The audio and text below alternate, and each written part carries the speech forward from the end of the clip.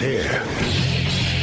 Now, broadcasting from the underground command post, deep in the bowels of a hidden bunker, somewhere under the brick and steel of a nondescript building, we've once again made contact with our leader, Meg Levin.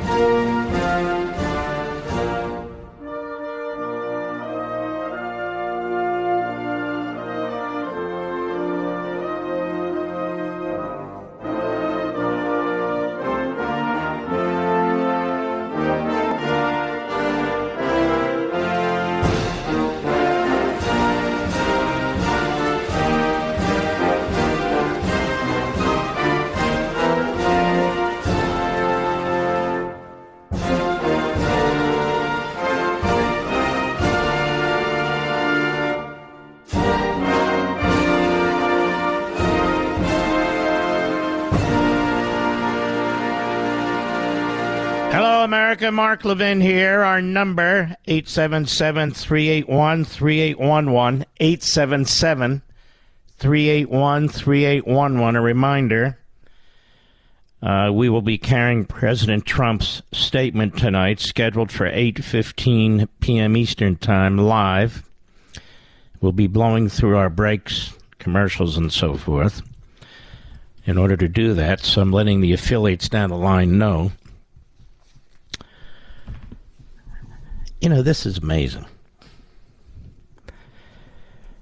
I've been around a little while. Before I did radio the last 20 years, I practiced law.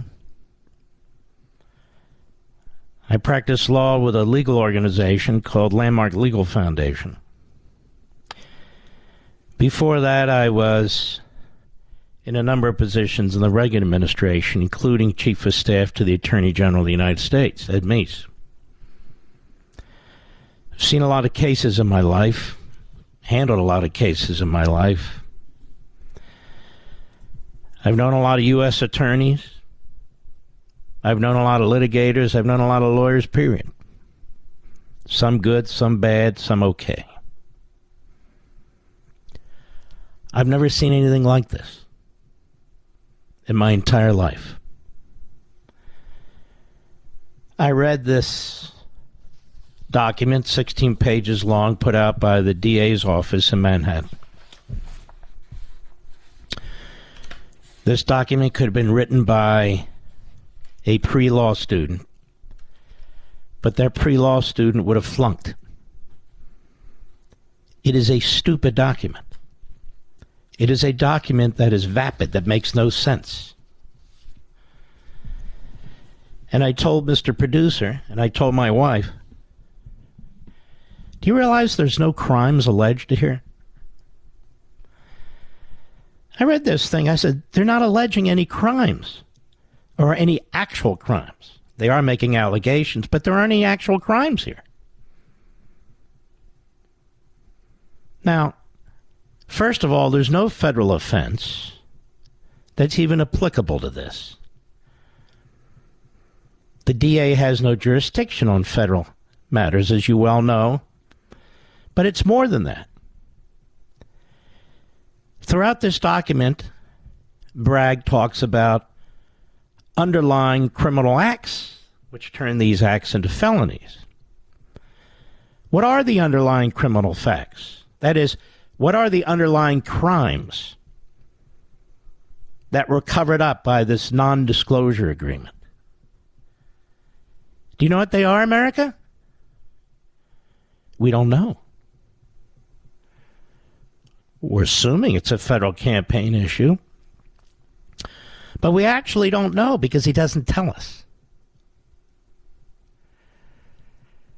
So key to the felony nature of what he's alleging There has to be, under New York state law, an underlying crime that is being covered up by a bookkeeping act, a bookkeeping error, to make it a crime, to make it a felony, as opposed to a misdemeanor. He doesn't list any, not one. If you're going to be charged with a crime, the crime has to be very specific. These are specific intent crimes. You have to know that you're committing a crime in order to commit it. We're not talking about strict liability regulations. We're talking about a criminal act, a felony. There's no underlying crime that's mentioned here to turn these so-called misdemeanors into a felony. Not one. Now, more than that, it's time for me to correct something. It's more than the fact that he doesn't have jurisdiction to even look at federal elections issues that the United States Attorney's Office in the Southern District looked at and said there's nothing here. It's not enough to allege somebody's covering up a crime when they haven't even been charged with the underlying crime. Do you understand what I'm saying, Mr. Producer? You can't charge somebody under a state statute. I don't care if it's New York, it's New Hampshire, or whatever it is, and say he committed this crime to cover up another crime. But he's not been charged with another crime. You get my point? Let alone convicted of another crime. So how could he be covering up another crime? And it's not enough for a prosecutor just to assert he's covering up other criminal conduct. Well, what is it? I'm not telling you. Well, if you tell me, what was he charged with? Nothing. What was he convicted of? Nothing. Then how can there be an underlying crime? Now, you're going to hear everybody say this on Fox tonight and everywhere else because I just said it now. And that's okay. I will be on Fox myself on Hannity tonight. This state statute is utterly unconstitutional if Bragg is right. You can't possibly have due process if you don't even know what you're defending against. If you don't even know how you committed the crime. I hope I'm not making this too complicated. Let me try this again. If you have a state law, according to Bragg, that says, look, I made some bookkeeping errors here, I called something legal that should have been called schmiegel or whatever, and that is a felony because you use that bookkeeping quote-unquote error to cover up an underlying crime. All right, is that clear, Mr. Producer? Now, what's the underlying crime that you're covering up? I'm not telling you. It's not in this 16-page document. He was even asked about it, as you'll see. He says, I don't have to tell you under state law.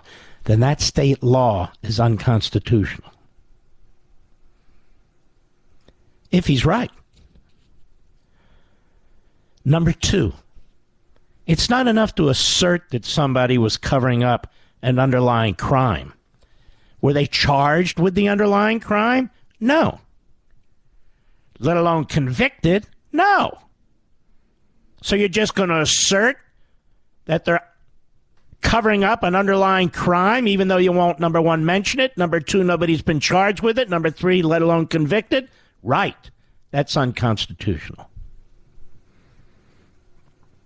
It's unconstitutional. We also find out that the judge's daughter worked for Vice President Kamala Harris. Did you know that, Mr. Producer? He should have recused himself because of the appearance of a conflict of interest. That's the standard. Not even the fact of a conflict of interest. The appearance of a conflict of interest. The judge should have recused himself. That's the standard. That's the standard. Now, his daughter has since moved on from working for Kamala Harris.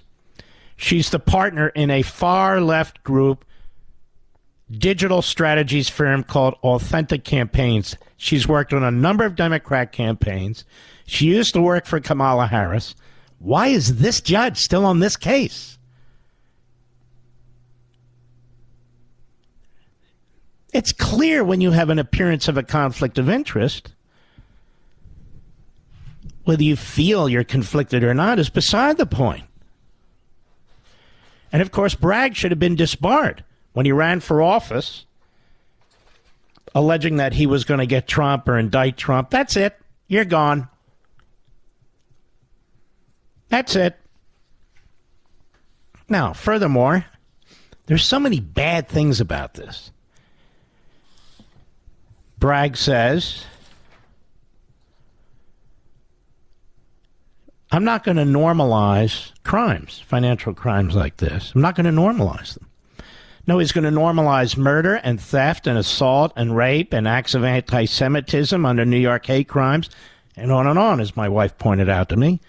He's more than happy to normalize crimes. But there's no crime, folks. There's not even a crime that's properly alleged here. No actual crime is alleged here. And you're going to hear this regurgitated now. There's nothing here. There's nothing in this 16-page document. Nothing. Well, the underlying crime, what is it? I'm not telling you. You don't get to play games like that when you're a prosecutor. The defendant and the defendant's lawyers have a right to know what exactly you're charging them with. I'm going to let you hear his statement a little later. But I want you to hear this question to Alvin Bragg. Cut 2, Mr. Producer. Go. Mr. Bragg, the indictment says that there were 34 false business records. And they were done to conceal another crime, but the indictment does not specifically say what those crimes were. We are assuming, perhaps, that they might be election-related. I'm wondering if you can specify what laws were also broken. Sure. So let me say as an initial matter that the indictment doesn't specify that because the law does not so require. In my remarks, I mentioned a couple of laws, which I will highlight again now. The first is New York State election law, which makes it a crime to conspire. Okay, so you don't get to be an opinion maker when you're the DA. Let me tell you some of the things I highlighted in my comment. No. In the indictments, you don't say that. It's the indictments that people have to work off of, not your press conference. Can you specify what laws? Well, let me give you a couple ideas. No, I don't want a couple ideas. I don't want your thoughts. What are you alleging? Go ahead. To promote a candidacy by unlawful means. I further indicated a number of unlawful means, including more additional false statements. But why didn't you charge him for these things? I don't get it. You don't get to just say, well, he did this, and I allege he did that, and did you charge him? No. Well, then your opinion is no different than the homeless guy on the corner. These haven't been adjudicated. That's why you're here, America.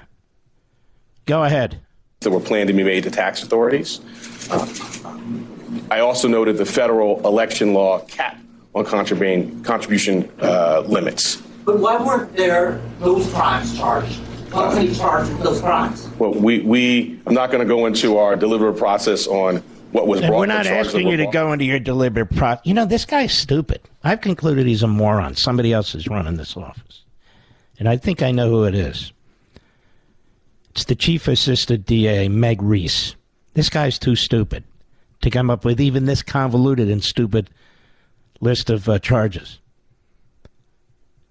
Meg Reese, as Gateway Pundit pointed out, as commentator John Cardillo pointed out, this Meg Reese, the deputy in the office, is the real Svengali. And they went back and looked at her social sites,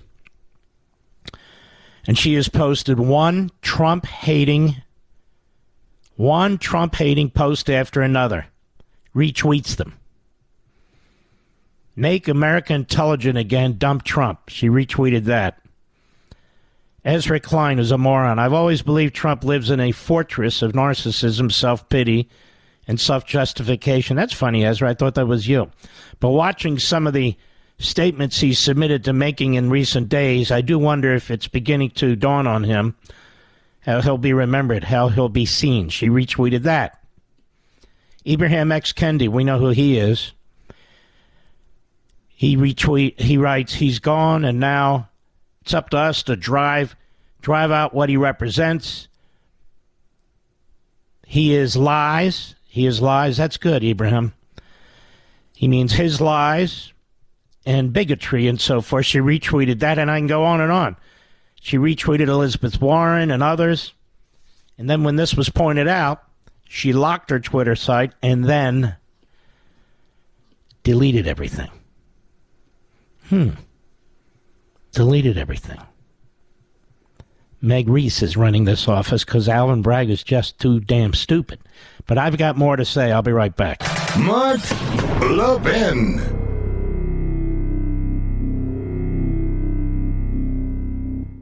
Let me ask you, what the heck is going on with the banks? These bank failures are absolutely nuts. How are we supposed to find sanity in this mess? And I was talking with Augusta Precious Metals, and they said tons of people are buying gold to protect their retirement savings right now. I think it's more important than ever to own gold. And guess what? If you have $100,000 plus saved for retirement, Augusta will actually pay you in pure gold to learn how gold IRAs can protect you. Reach out to Augusta Precious Metals today and get started with gold. If you're worried about the bank failures, this is something you can do for yourself. Just call 877-4-GOLD-IRA to learn how to protect your retirement and get your free gold coin. That's Augusta Precious Metals at 877-4-GOLD-IRA. Again, 877-4-GOLD-IRA. Consult your financial professionals before any investment and see risk disclosures at AugustaPreciousMetals.com.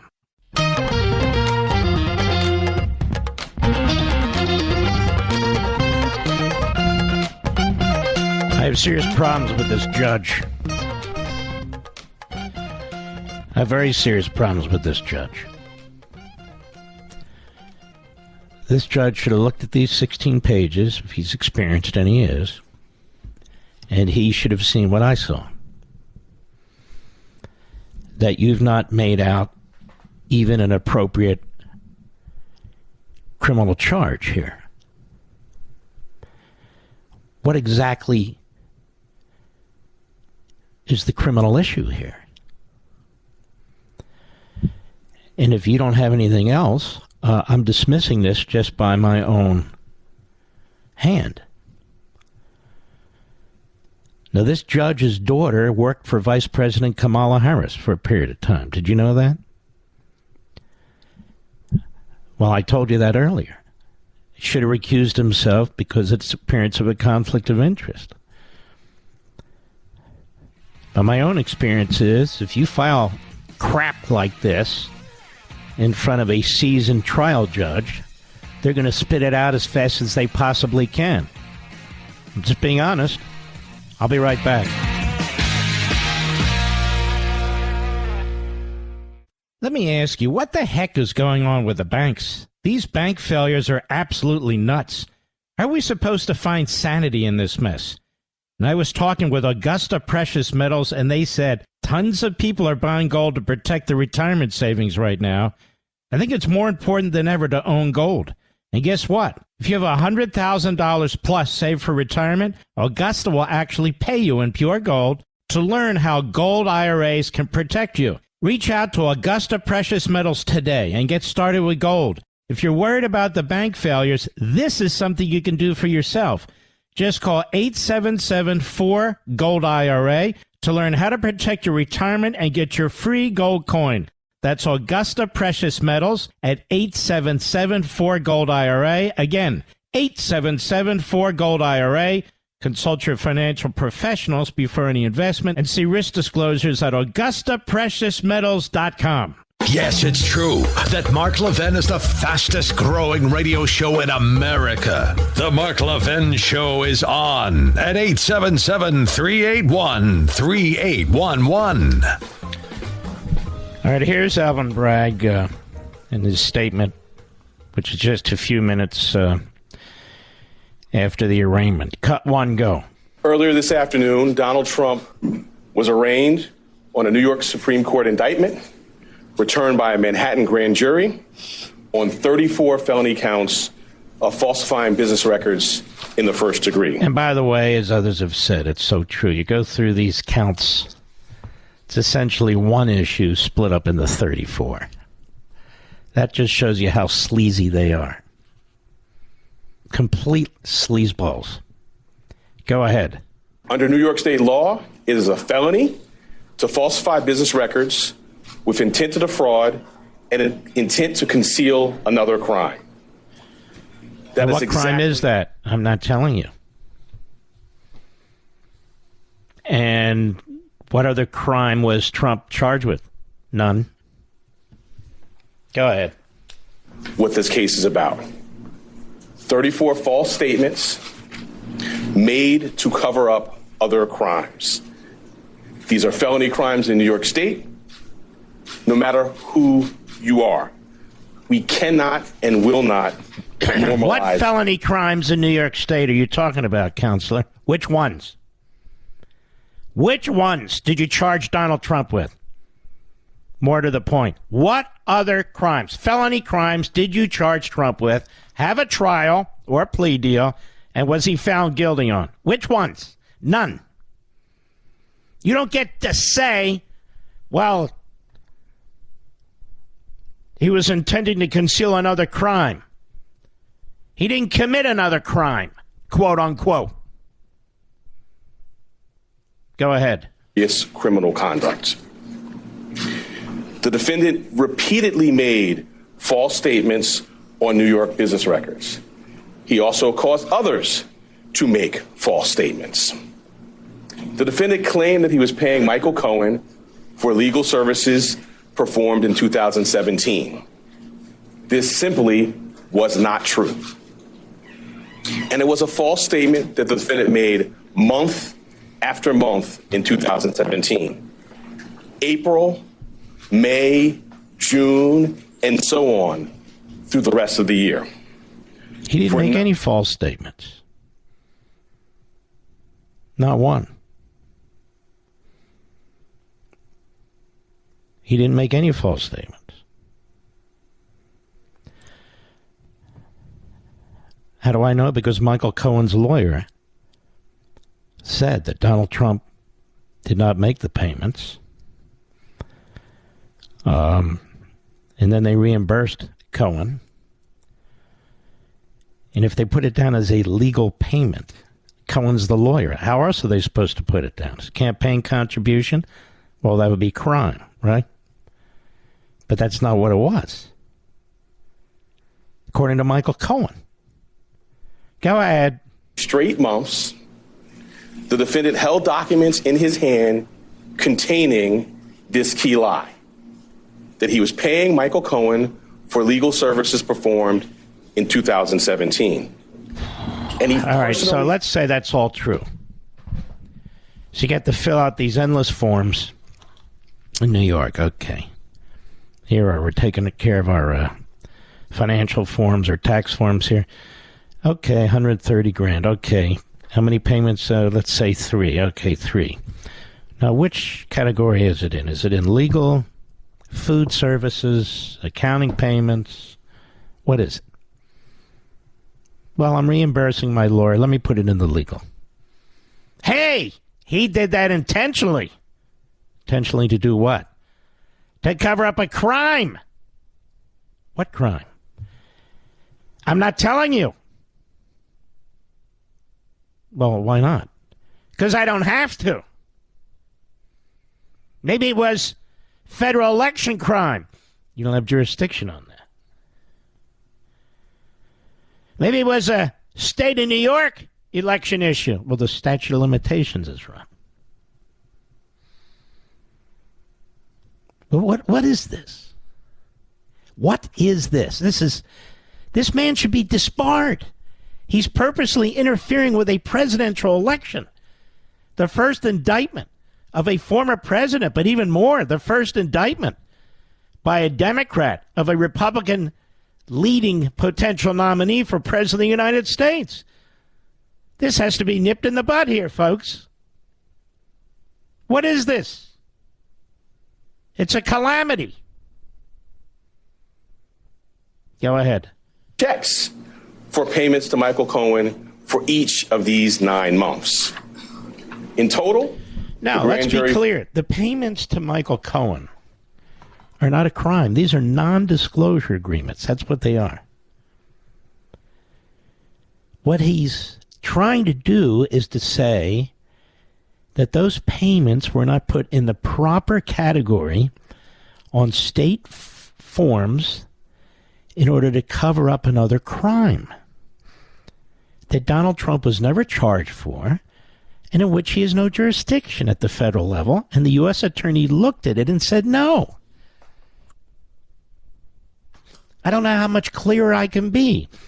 No state violations, no federal violations, no bookkeeping violation, no nothing. Nothing. Go ahead. There were 34 documents with this critical false statement. And so then he throws 34 charges against him. Well, he put it in the legal category 34 times. Therefore, 34 charges. Each one carries up to 4 years. That's right, 4 years. They want Donald Trump in prison, folks. They don't care how they do it. If they had their way, they'd just drag him off the street and throw him in prison. We're getting close to that, but we're not there yet. And you folks in New York, let me ask you a question, particularly New York City. How did you like spending tens of millions of dollars today on security and traffic control? Tens of millions of dollars. Every cop in New York was called in today. Every one. State troopers were there. Other law enforcement was there. How did you like paying tens of millions of dollars for this political hit job by a guy that won't prosecute criminals? Go ahead. Why did Donald Trump repeatedly make these false statements? The evidence will show. He didn't repeatedly make false statements. Like I said the other day, does this guy look like he's missed a meal, Mr. Producer? Go ahead. Did so to cover up crimes relating to the 2016 election. Again, what were the crimes? I don't have to tell you. Maybe later if you're lucky. Oh, I see. And what were the crimes that he was charged with? There weren't any. So what is this underlying crime stuff? Exactly. Go ahead. Donald Trump, executives at the publishing company. Shut up, you slob. Let's go back to some of the questions. Cut 3. Go. You had expressed a year ago that you had some reservations about the case's readiness. Can you talk to us about what were some of the questions in your mind? So what she's asking is, why did you wait? You said you needed to have some questions answered. What were the questions that you waited to have answered in order to bring this case now? Timing's a little suspicious, you know. Go ahead. In order to bring a case, this magnitude. I'm not going to go chapter and verse into any thinking. What I will say is, no, of course leave not. the time period. Go ahead. For a couple of months, the investigation, in my view, was not concluded into the conduct, in particular, that is the basis for the charges today. Since that time, we've had more evidence made available to the office and opportunity to meet with additional witnesses. So, as I said earlier, I've been doing this for 24 years. I don't bring cases prior to authority. You really are a stupid guy. You really are a stupid guy. Doing what for 24 years? Malpractice? Let's move on. Where are we? I guess it's cut 4. Go. Mr. Bragg, Garrett Hake with NBC News. Your predecessor took a hard look at this case and decided not to charge it. Federal prosecutors took a hard look at this case and decided not to charge it. Do you believe you have new evidence that led you to decide to charge this, or why now? Well, as I just mentioned, we have had available to the office additional evidence that was not in the office's possession. Evidence prior. of what? Of what? Evidence of what? Go ahead. Time here. And as to your part of your question about the federal, we have a distinct and strong, I would say profound, independent interest in New York State. This is the business capital of the world. We regularly do cases involving false business statements. The bedrock, in fact, the basis All right, for... Thank you for not answering the question. Let's do a little flashback here. Here's Alvin Bragg, candidate for New York DA, on Hot 97 FM. 97 FM. Our hot station over there, 97 FM. Nothing hot about those putzes. Cut 7, go. But one of the things leading into this vote for the Manhattan District Attorney's Office, I know a lot of people are wondering, whoever has this job, are they going to convict Donald Trump? Wow, what an intelligent question. Hold on now. This is the Hot 97 FM. Yeah, so you're going to convict Donald Trump, yes or no? That's all we care about. You want our vote, you got to convict Donald Trump. Because that's all that matters here on 97 Hot. The Hot FM. Sounds like stupid is a disease. The Hot FM? Go ahead. The number one issue we know he's investigating. And what I'll say is I was the first to announce against Cy Vance. I, too, have a lot of issues, which is why I decided to run. I'm the candidate in the race who has the experience with Donald Trump. I was the chief deputy in the Attorney General's office. We sued the Trump administration over 100 times for the Muslim travel ban, for family separation at the border, for shenanigans with the census.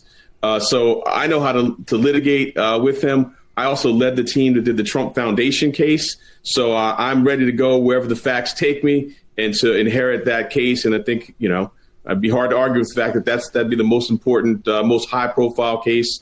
And I've seen him up front and seen the lawlessness that he can do. And you believe it should happen?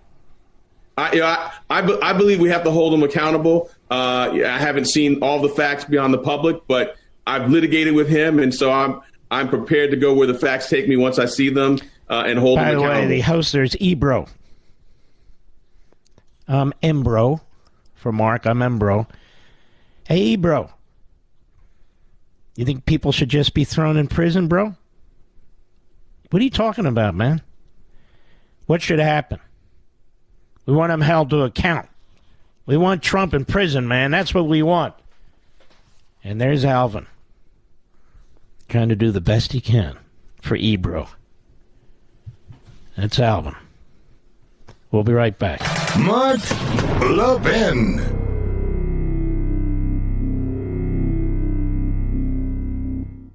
Let me ask you, what the heck is going on with the banks? These bank failures are absolutely nuts.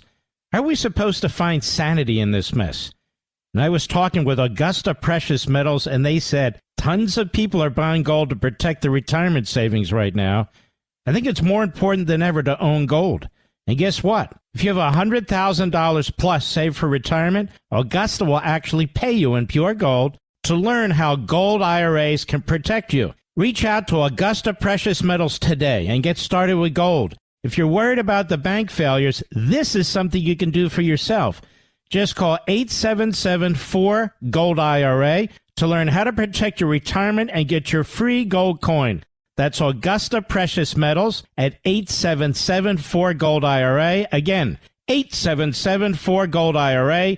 Consult your financial professionals before any investment and see risk disclosures at AugustaPreciousMetals.com.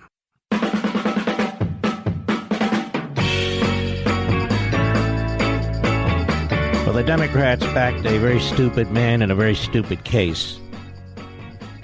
To be perfectly honest with you. They didn't get the mugshot either, did they, Mr. Producer?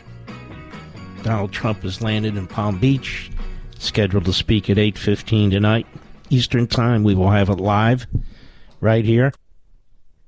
We are live and national, as this is a national issue, after all. It affects all corners of the country. Look how embarrassing this is throughout the world, by the way.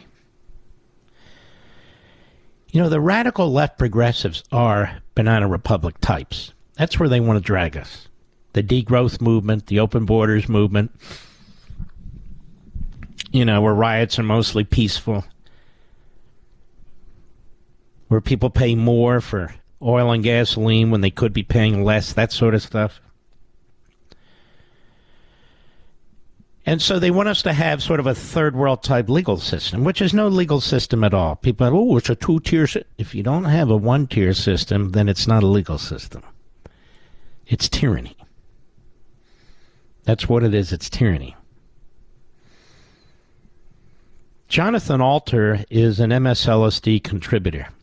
He's also an idiot. And on your resume, it has to say idiot in bold and underlined for MSLSD to hire you. Listen to this idiot. Cut 8, go. As everybody knows, this is totally unprecedented in our history, but it is not out of character for our history. And I think it's really important. See, he sits there and he thinks to himself, how can I justify this? It's not out of character for our history. Go ahead. What's happening today is very much in line with what the founders envisioned. So no, it's not. It's nothing to do with what the founders envisioned, you idiot. Which founder envisioned this? You mean the founders of our country? Or the founders of some communist or fascist or third world country? Go ahead. Provisions for impeachment for dealing with crimes that were committed by a president in office. But they very much believed that because we don't have give this guy the hook.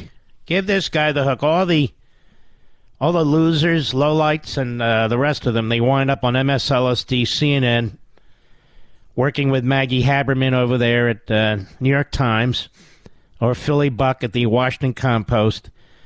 And so this is Jonathan Alter. I thought he wasn't on TV anymore. I thought even they realized that this was kind of low.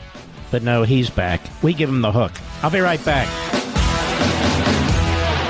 This segment of the podcast is exclusively sponsored by Pure Talk. Pure Talk offers great coverage and can save your family money on your wireless bill every single month. Go to puretalk.com to find the plan that's right for you. Thank you again for listening, and thank you so much for this sponsorship, Pure Talk.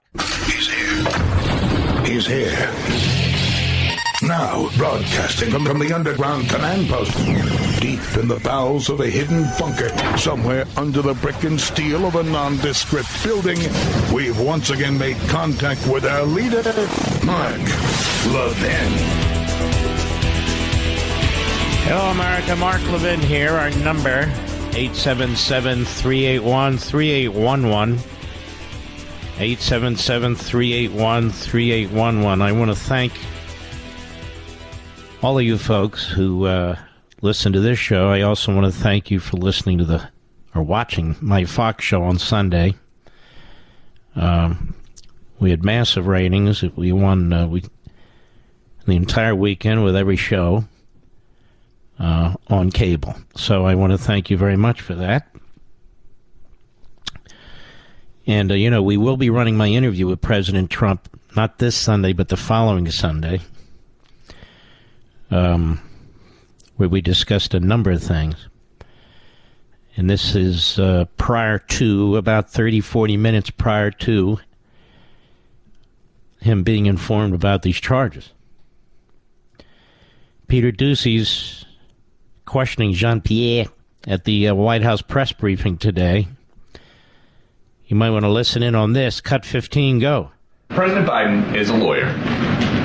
Is he and the President of the United States and the Commander-in-Chief, but go ahead. He is, but as a lawyer, is he concerned at all that a local DA indicting a former president could, down the line, open up the possibility, set the precedent, that local DAs that don't like former President Biden could indict him. I'm not going to comment from here.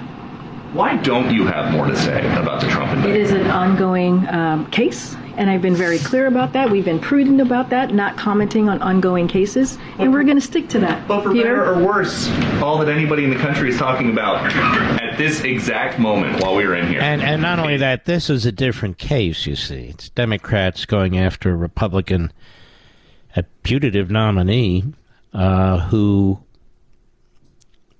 by hurting him this way or trying to, the fact is that it's an attempt to help Biden. That's all this is, and it's an attempt to help Biden. His silence actually says a lot. Michael Shear at the New York Times. This gets interesting, believe it or not. The guy woke up from a stupor, and there he is, and he did a good job, I must say. So we salute Michael Shear. Cut 16, go. The president has spoken repeatedly about January 6th. He gave at least two major speeches that I can think of, and he's talked at length in various forums. There were more than 500 active legal cases going on during the time that he made those speeches, all of which potentially could have been affected, would have been affected by whatever his opinions were on the circumstances surrounding those cases.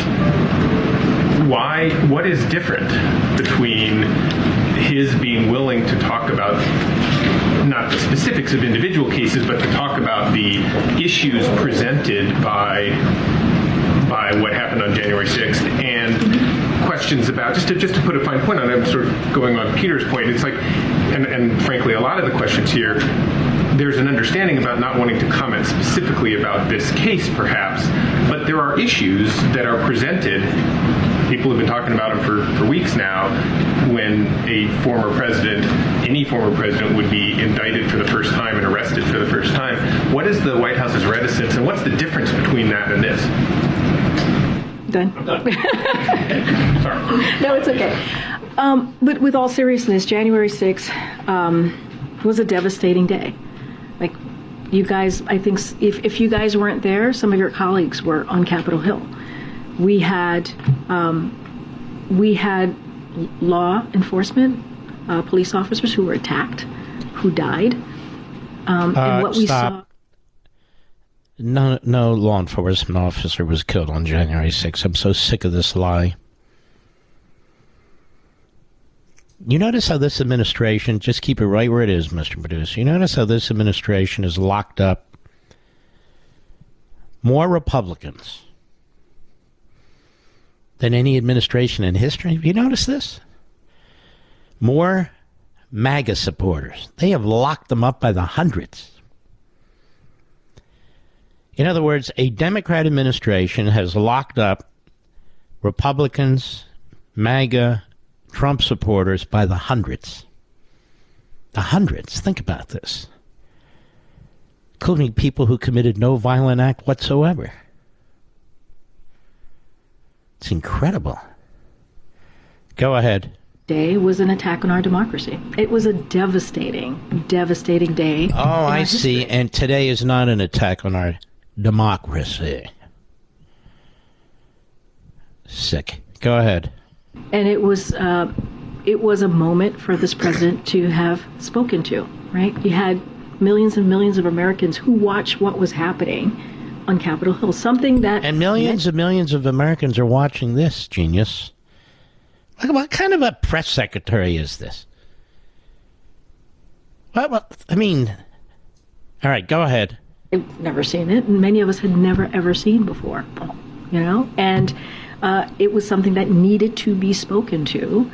When you see something like that, our democracy, literally our democracy under attack. No, literally our democracy was not under attack, actually. It was not under attack, actually.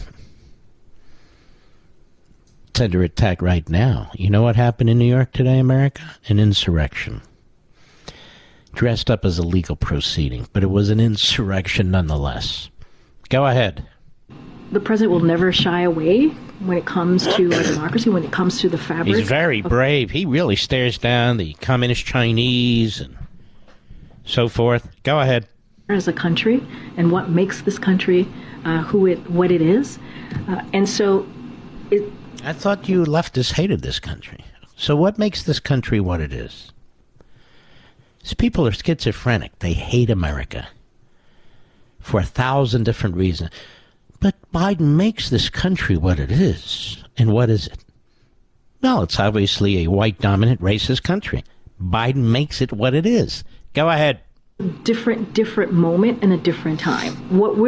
I hear. I know, but let me. Sure, go ahead. When it comes to these types of cases, these criminal, specific cases, we're just not going to comment. I know there's a broad. I get you. I know there's a broader question of what this means, the precedent, and what the president is going to decide or make decisions that he might make, like hypothetical questions. I'm just not going to comment from here on that. Again, I was asking why you were going to comment on that. I'm hoping that I laid that out for you, and I've just laid out why we commented on January 6th, and we're just going to be very mindful. These are ongoing cases. 500 cases involving Americans whose freedom was at risk. I hear you. Right? This is something that all of Americans watch in real time. And people died. People died. I don't need a lecture on the fact that but you're lecturing me. But you're lecturing me. Yes, you are. I'm asking questions, and what I'm saying is there are millions of people out there watching today. You called January 6th historic. It was absolutely historic. None of us had ever seen that before. Nobody's seen this before Actually, either. we had seen it before with the Weather Underground and Students for Democrat Action and the Puerto Rican independence movement and so forth and so on. But anyway, go ahead. Millions of Americans watching the first time in 250 years a former president be hauled into court and processed for arrest. That means something. That has some effect. You know, the problem with this guy Scheer is he's missing the point. It's not just a former president. It is a potential Republican nominee, his challenger, that's going into court with a Democrat prosecutor in a Democrat city with a judge whose daughter worked for Kamala Harris. Kamala Harris, if the Biden runs, will be running as his running mate. There's no way he has the guts to drop her, airhead or not.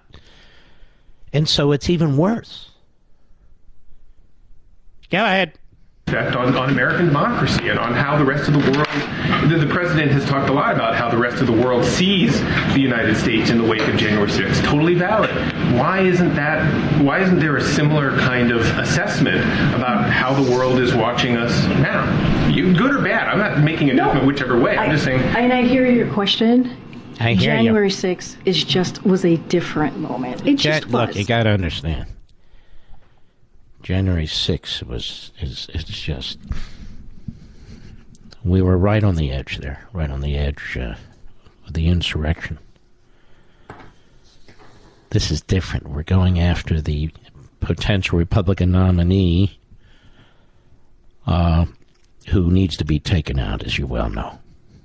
He's a threat to democracy, as Joe Biden has said time and again. We're not pulling any punches. We've got our Jack the Ripper Smith looking under every rock for documents. Unless, of course, they're in Wilmington. Yes. And then we've got our Democrat DA in Atlanta. She's putting a nice ribbon around her indictments. And then, of course, we have Big Al, Alvin and the Chipmunks there in Manhattan. And he's doing that too. So just remember, nothing compares to January 6th. Never, ever. Nothing. Go ahead. That's it. We have a little montage for you. Grabian. We love Grabian here. I do. At the meeting, the Democrats said they're so sad about this indictment. It's so sad.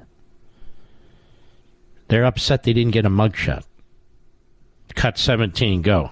It's a sad day for America. hard stop. This is no time for celebration. I think it's sad. I have fought Trump for a long time, but I'm sad that this has happened. How are you feeling about a historic day? It's sad. And this is a day of profound sadness that an ex-president is indicted, but it's also a time to celebrate. Because it's a sad moment to see a former president have to do this, even though we feel it could lead to justice. If you don't see this as a sad day for America. It's a sad day for America. It's a sad day. Well, I don't think anybody can consider it a good day. Regardless of anything, it's just really sad. It's a sadness, I think, that we got to this point. I just want to remain measured. The left, full of somber support. I think really this should be a somber moment. It is a serious, somber, solemn moment. It's obviously a somber moment, and it's a sad moment. Well, it's really a sad day when we get to this point. Incredibly sad day for our country. It is a serious night and a somber moment for our country. That this is a really sad moment and a perilous moment. I mean, I think it is a sad day. It is a sad chapter. It's very sad. And then they go off camera and they're laughing and they're having a grand old time as they try and destroy the country and the Republican Party and Donald Trump. And you know who they hate the most? You. You. We the people they hate the most. I'll be right back. Mark Levin.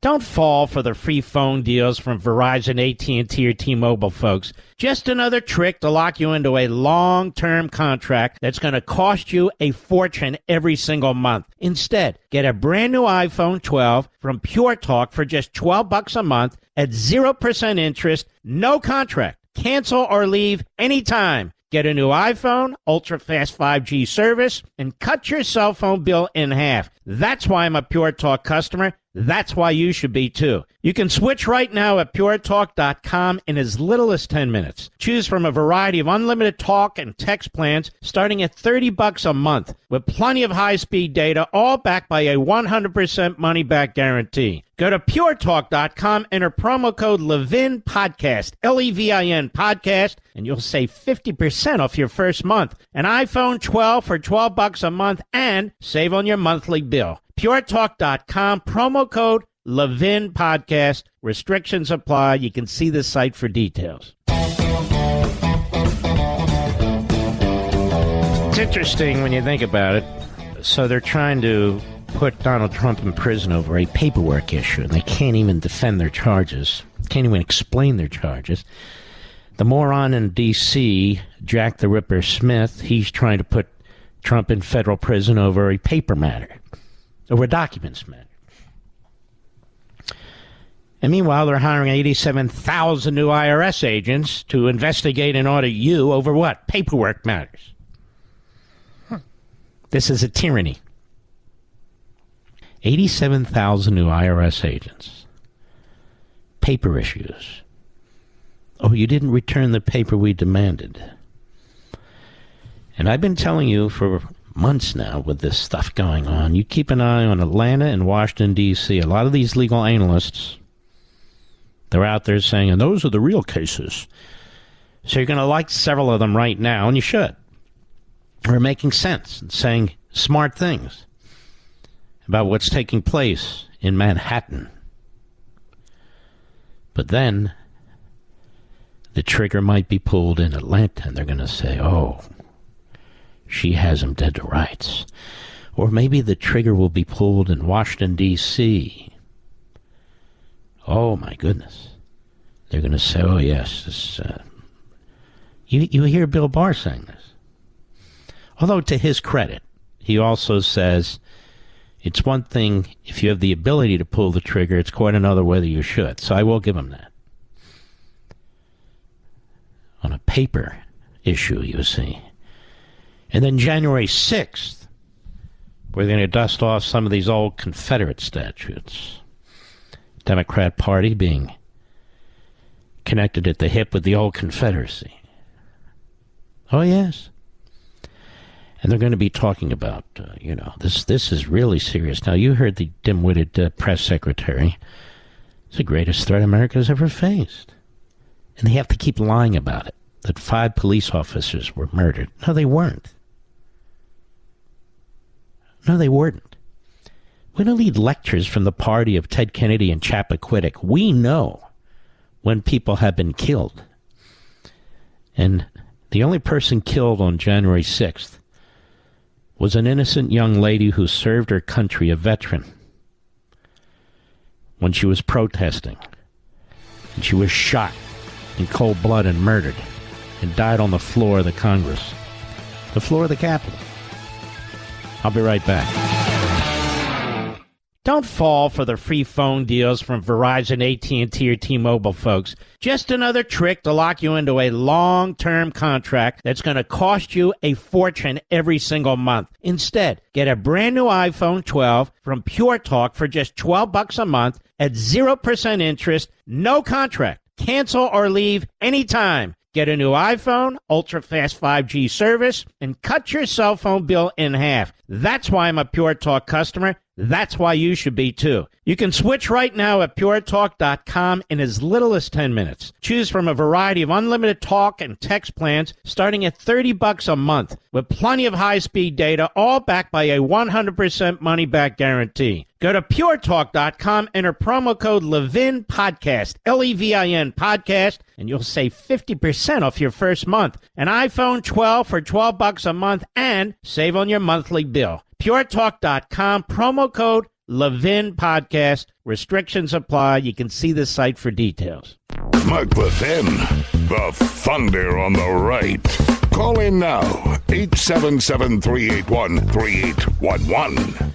WXLW, Steve, Indianapolis, Indiana. How are you? Good, Mark. How are you? I am great. Yeah, hey, my understanding is that the president's charged with falsifying a business record, and I don't see how the checks can be considered business records if they're written out of his personal trust account.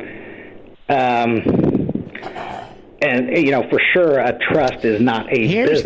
Here's the thing. I'm sure you're right. I don't want to get into the weeds because the weeds are irrelevant. This isn't a crime. Period. He can write it out anything he wants to. It's a non-disclosure agreement. A non-disclosure agreement can be a legal expense. So if he puts it in the legal category, it's perfectly fine. I don't care if it comes out of his pocket. I don't care if it comes out of the trust. If that's what they're doing, reimbursing. It's a legal expense. Call it what you will. It doesn't matter. It's not like he's concealing the expense. It's not like he's, avoiding taxes or anything of that sort. The only reason Bragg and the rest of them even know about it is because he reported it, right? Sure, yeah, because it's personal. So it's not a crime. The district attorney does not have jurisdiction because he keeps pointing to the federal election statute as the only basis he has to try and create a felony here. And it's not the case. So from beginning to end, this is a non-existent crime. Non-starter. It's a non-starter, but look what this guy's done. And you're indicting a man who's leading right now for the Republican nomination for the presidency against another Democrat. Alvin Bragg should wind up in prison. He's interfering with this election. The Democrats keep interfering with elections. They do it whether it's Russia collusion, whether it's this, whether it's the FBI. And then they tell you that we've had the cleanest elections in American history, when that is an impossibility given all the strange changes that have been made to election laws in every state by Democrat lawyers, Democrat governors, Democrat legislatures, and Democrat secretaries of state. All right, my friend, thank me for your call. All right, Mr. Producer, do we have another?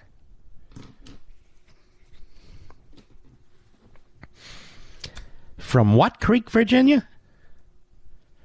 Cripple Creek, Virginia. George, Sirius Satellite. How are you, George? Bristol and Roanoke, but your book, American Marxians, I've read it, and you're probably familiar with Lavrenti Pavlovich, Stalin's chief of secret police, who said Find me the man, and I'll show you the crime. This is exactly what they're doing to President Trump. Yeah, we've talked about him at length. Yep. Yeah, this is a misdemeanor that the statute of limitations expired several years ago. Yep. And, Hillary Clinton did the same thing when she paid for that infamous Christopher Steele Trump-Russia collusion dossier in 2016. You're right. And nothing happened to her. She wasn't indicted. Nope. Nope, you're 100% right. All right, my brother. Thank you for your call. Hillary wasn't indicted. Bill Clinton cut a deal with an independent counsel, so he wouldn't be indicted. When he was leaving office, you might recall, though he was disbarred for 8 years. And Bill Clinton lied to a court. And Bill Clinton lied during his grand jury appearance. And here we have, he shouldn't have called that legal expenses. And he did that to cover up another crime. And what is that? I don't have to tell you that. I'm just telling you, folks, this is Stalinist behavior. The gentleman who just called is exactly correct. And this is not what we're supposed to be doing in the United States, but it is what we're doing. And the funny thing is, Bragg himself doesn't want any oversight, even though federal tax dollars flow through his office. Did you know that? Oh, yeah. Federal tax dollars flow through his office. He wants no oversight of his office. None. That we cannot do. How about another caller, Mr. Producer? Anybody who we should bring up here? Yeah. Joe, Washington, D.C., the great WMAL, or as they call it here, WAMA. Go right ahead. Hi, Mark, longtime listener and a big fan. Just two quick comments. And number one, there's no way that President Trump gets a fair trial in New York. He will be convicted on every count. There's just no jury in New York that will fail to. That's why it's 34 counts. It's throw it against the wall and hope something sticks. Go right ahead. Exactly. He's finished in New York, and like his political career as a result of this probably finished too, unless it can get thrown out somewhere. I just don't think it will happen. The second thing I would say is that it might get thrown out. It might get thrown out. We'll see, because this is so bad. And if the court system doesn't do what the court system's supposed to do, if some judge along the line of judges in this matter doesn't step in and really apply justice to this, then nobody's going to have any respect for any judges or any courts in this country. It's that simple. Go ahead. I totally agree. The second point I would make is that every Republican DA in the Midwest, throughout the country, ought to be looking to bring charges now. Gee, I wonder where you heard that before.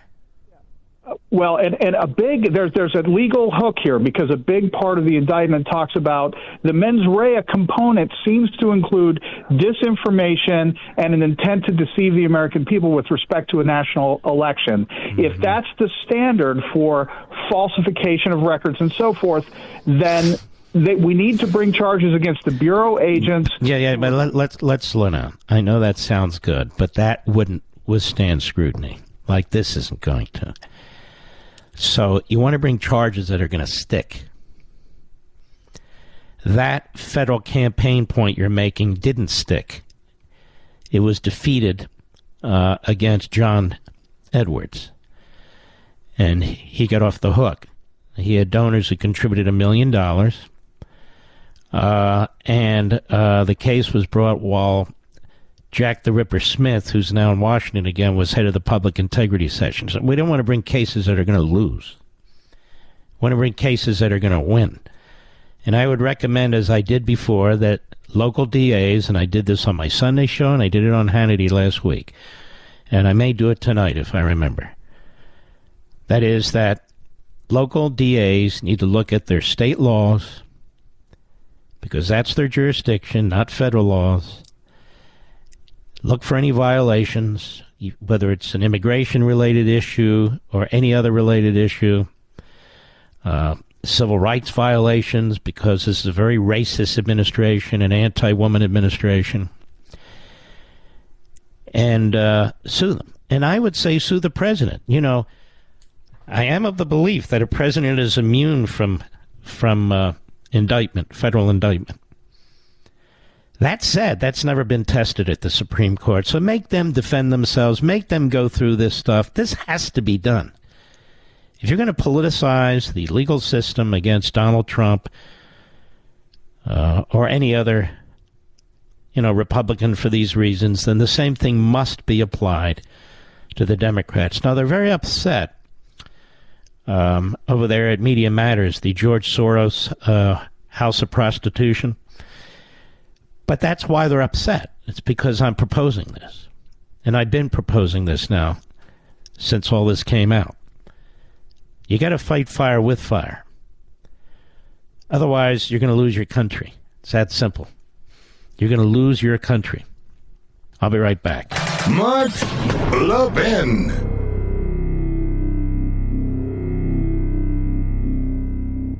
Don't fall for the free phone deals from Verizon, AT&T, or T-Mobile, folks. Just another trick to lock you into a long-term contract that's going to cost you a fortune every single month. Instead, get a brand new iPhone 12 from Pure Talk for just $12 a month at 0% interest, no contract. Cancel or leave anytime. Get a new iPhone, ultra-fast 5G service, and cut your cell phone bill in half. That's why I'm a Pure Talk customer. That's why you should be, too. You can switch right now at puretalk.com in as little as 10 minutes. Choose from a variety of unlimited talk and text plans starting at $30 a month with plenty of high-speed data, all backed by a 100% money-back guarantee. Go to puretalk.com, enter promo code Levin Podcast, Levin Podcast, and you'll save 50% off your first month. An iPhone 12 for $12 a month and save on your monthly bill. puretalk.com, promo code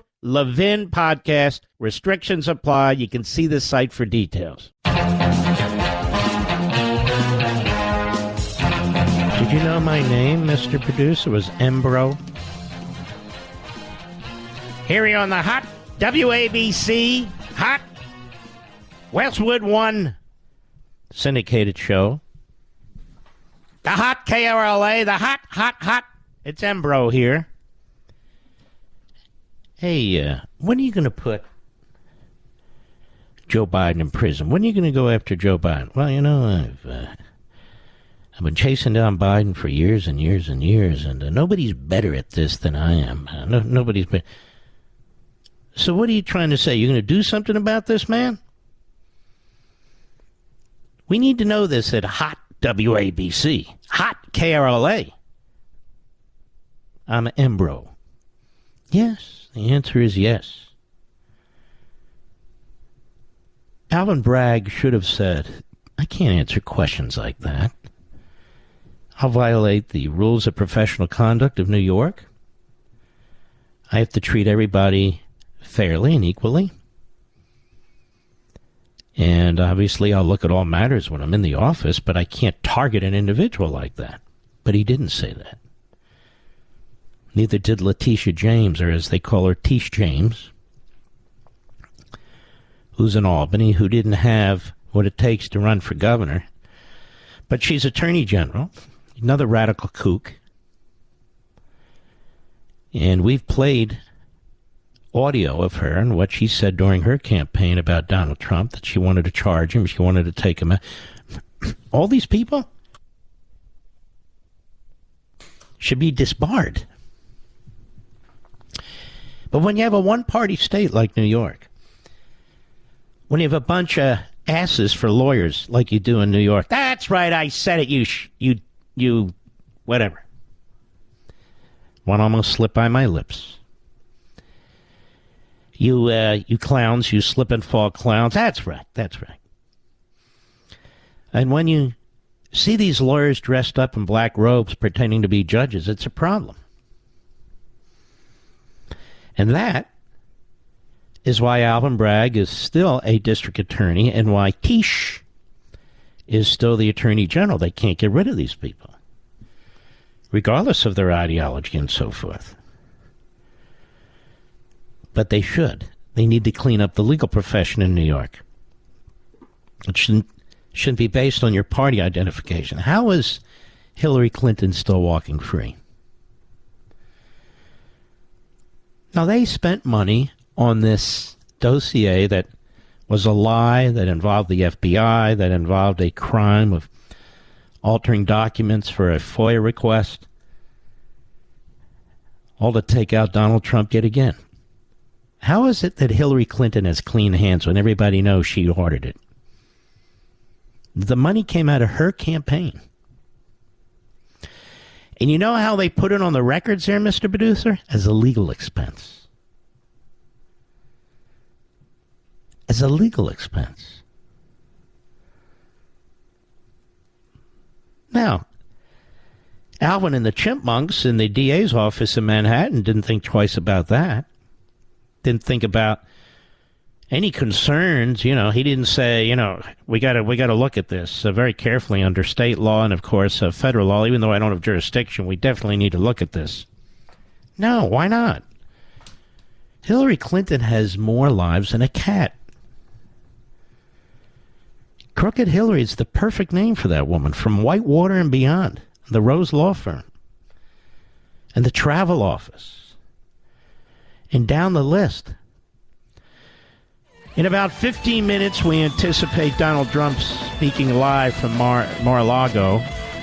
We will be covering that live, so don't leave us. We'll be right back.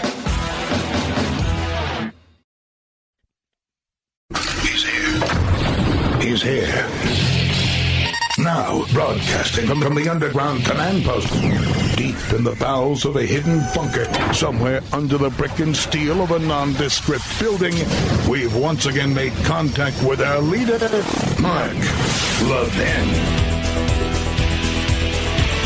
Hello, America. Mark Levin here. Our number, 877-381-3811, 877-381-3811. We're going to take breaks a little differently this hour. And we're going to take a very early one. So we're ready at the 15 mark after the hour, 8:15 East Coast, 5:15 West Coast, and so forth. So we have a full participation listening to what Donald Trump has to say today. And we will do that, and we will have all of it. I think one of the best programs I've ever done, and we've had a lot of good programs on Life, Liberty, and Levin, was this past Sunday. And what happened was, I had interviewed the president for several hours. He had invited me to dinner later that night at 7. I left Mar-a-Lago, I'm trying to think whenever it was, a little before 5, give or take. And within 20 or 30 minutes of my departure, I got a call from my buddy Sean Hannity, who told me that there'd been an indictment. I hadn't heard it on the radio, but I did about a few minutes later. I contacted one of the president's assistants, one of his closest assistants. I said, does he still want me to come? I don't have to. He said, absolutely.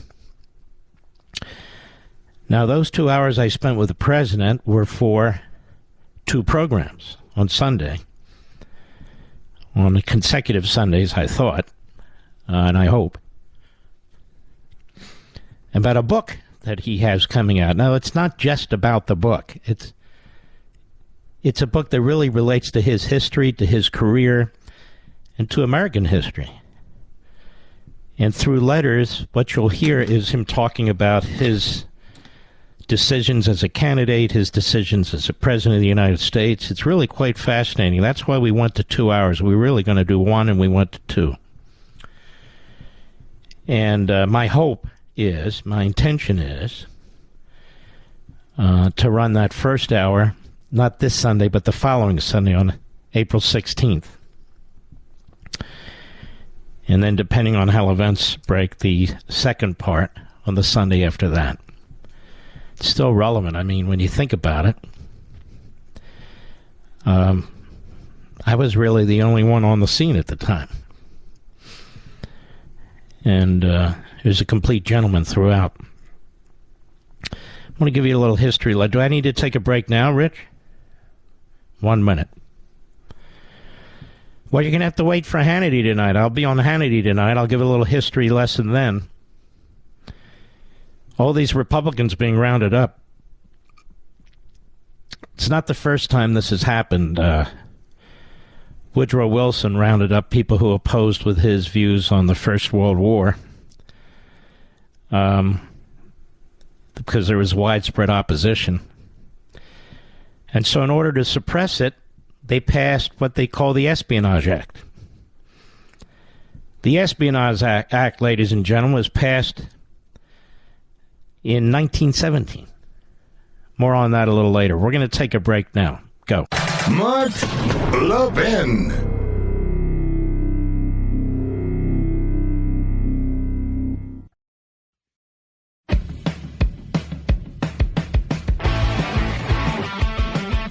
I want to repeat something I said earlier. It's very, very important. As soon as Donald Trump goes to the microphone, by the way, we will go to Donald Trump. And that should be soon. That is that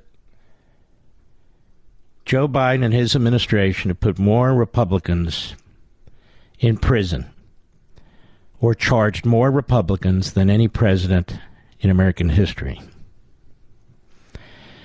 And most of these people were parading or were trespassing. This administration has threatened the right to protest by parents like no administration in American history, while allowing their own militia to go out and beat people and burn things down and riot. This administration has targeted people of great faith, deep religious faith, who oppose abortion, and have prosecuted more of those folks for exercising their liberties than any prior administration.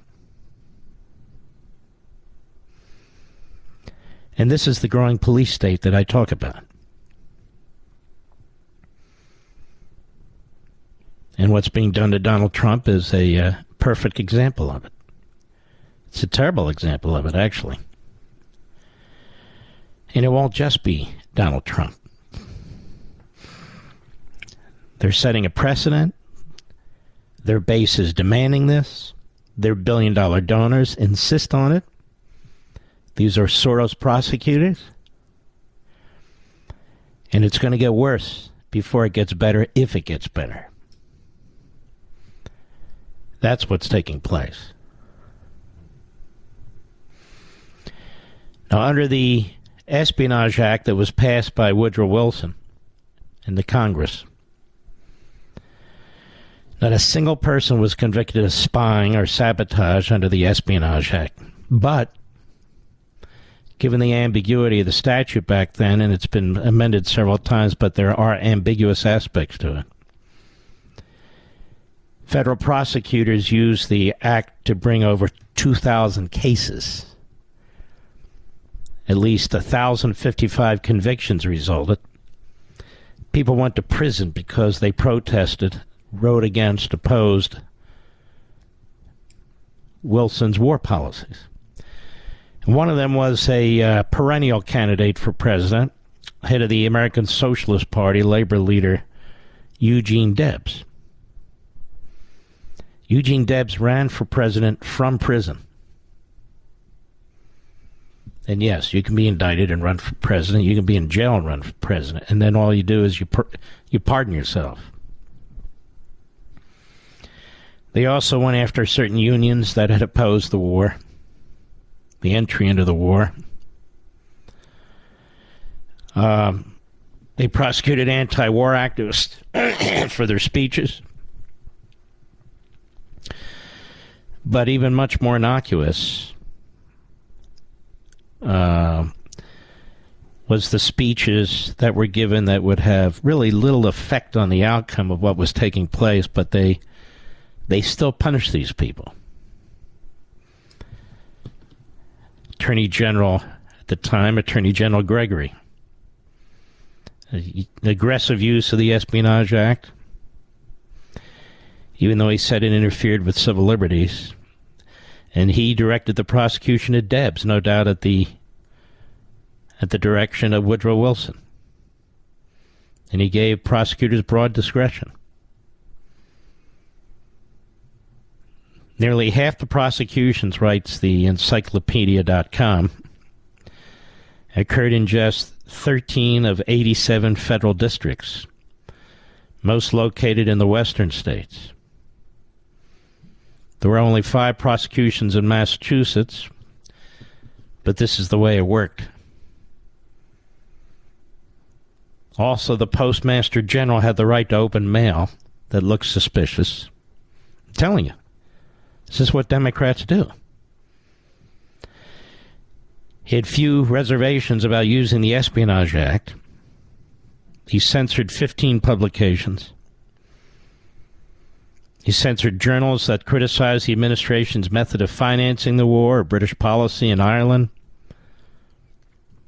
He revoked the second-class mailing privileges of certain journals.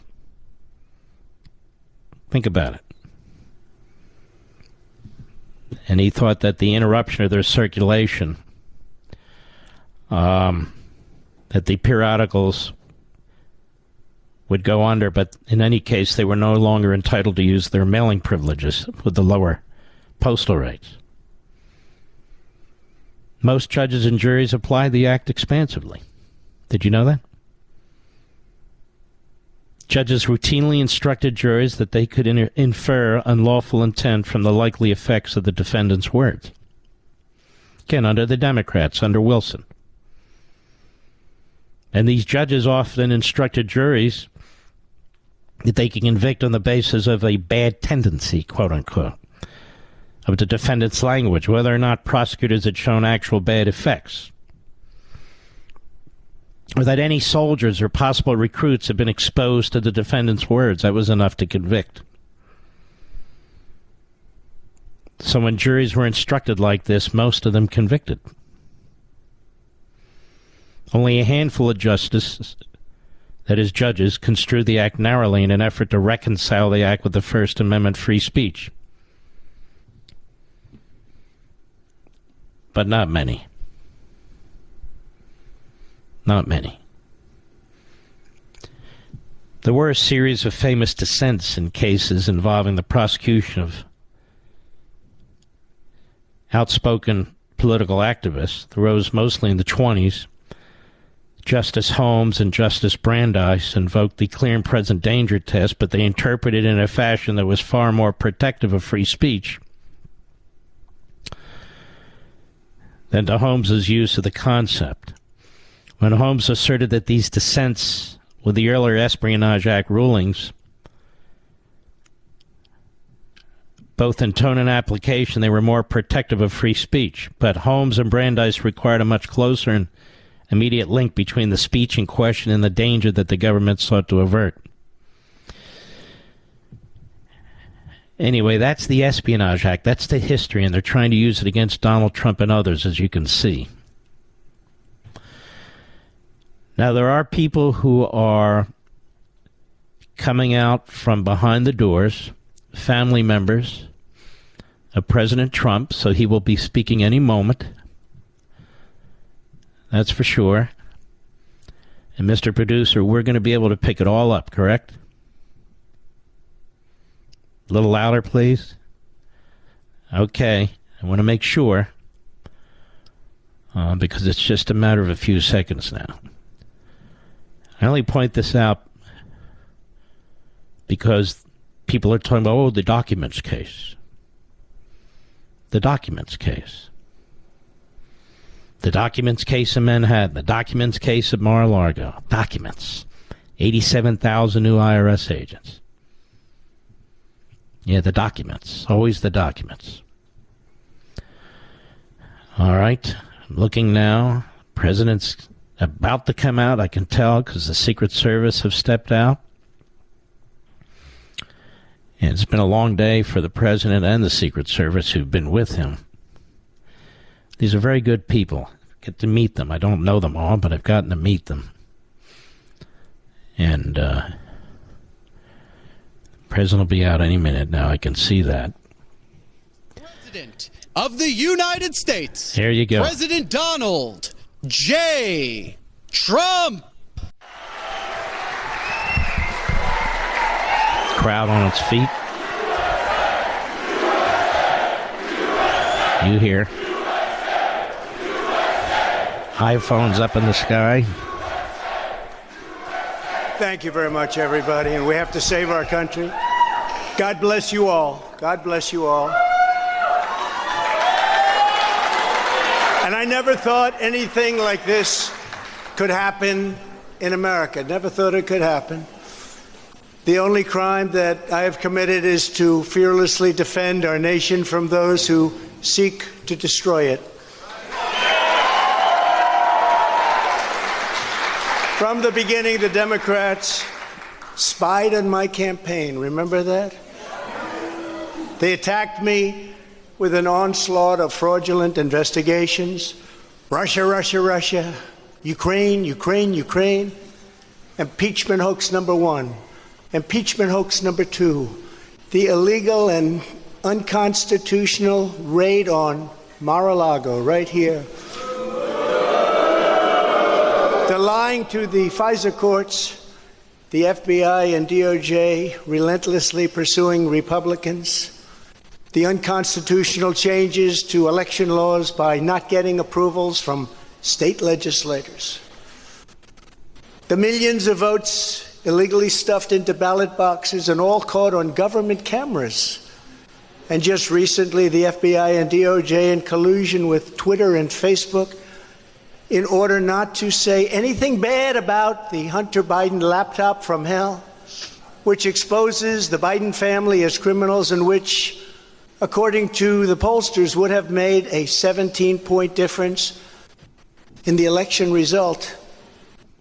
And we needed a lot less than that, like about 16.9.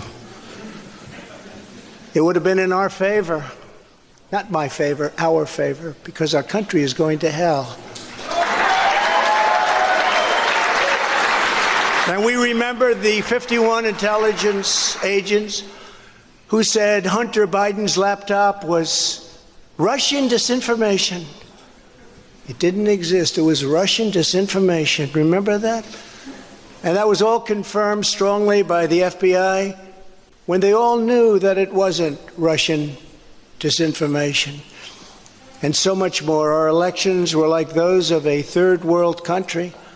And now this massive election interference at a scale never seen before in our country, beginning with the radical left, George Soros-backed prosecutor Alvin Bragg of New York, who campaigned on the fact that he would get President Trump. I'm going to get him. I'm going to get him. This is a guy campaigning. He wanted to get President Trump at any cost, and this before he knew anything about me, didn't know a thing about me. He was campaigning. As it turns out, virtually everybody that has looked at this case, including rhinos and even hardcore Democrats, say there is no crime and that it should never have been brought. Mark Levin.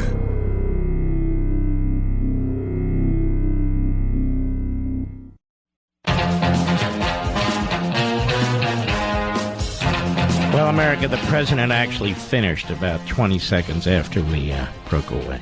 And I will be on Hannity in the next 20 to 30 minutes to talk further. I thought it was a very well-done commentary. I mean, basically, he was giving a reflection on what's happening to the country. And, of course, he's right. And it is. It's a terrible, terrible thing. What's happening to him. I mean, I'm sitting here. The Democrats want to change the Supreme Court. They want to change the Senate. They want to change the filibuster rule. They want to eliminate the Electoral College.